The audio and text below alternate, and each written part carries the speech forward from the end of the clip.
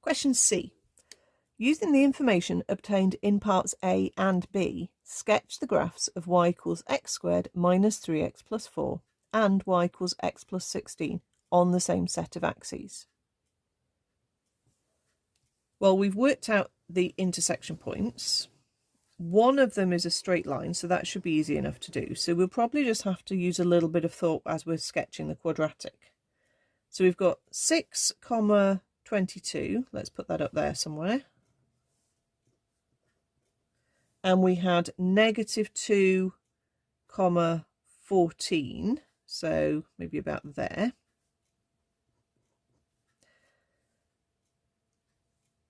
Our straight line is just going to go straight between these 2 points.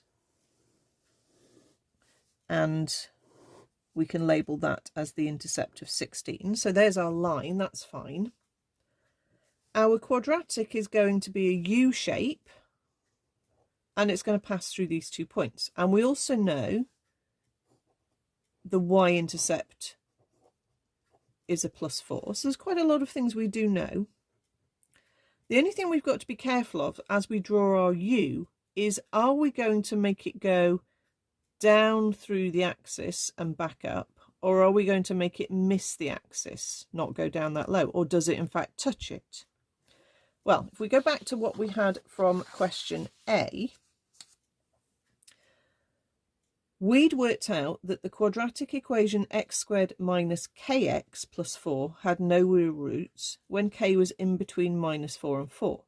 And if you look here, the one it's now asking us to do here, which we maybe didn't see a connection with between part A and part B until they've asked this question.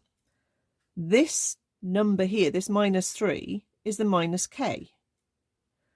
And this 3 is definitely in between -4 and 4. So therefore, when the k value is a 3, that means the quadratic has no real roots, because that's what we'd figured out in part A.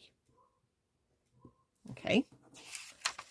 And if it means that the quadratic has no real roots, therefore the quadratic doesn't pass through the x-axis, because that's what having a root means, it having a solution when you're at height 0. So it doesn't pass through the x-axis. So as I draw my U shape, I want to make sure I don't let it go too low. I don't make it go down and back up through the axis. I'm just going to draw it, again, it doesn't matter how wobbly or smooth your lines are particularly, but I just want to draw it so it goes down, but not down far enough to pass through the axis, and back up through that point, and that's fine. That's all it wants. It's only 2 marks, but you've just got to get that feature right.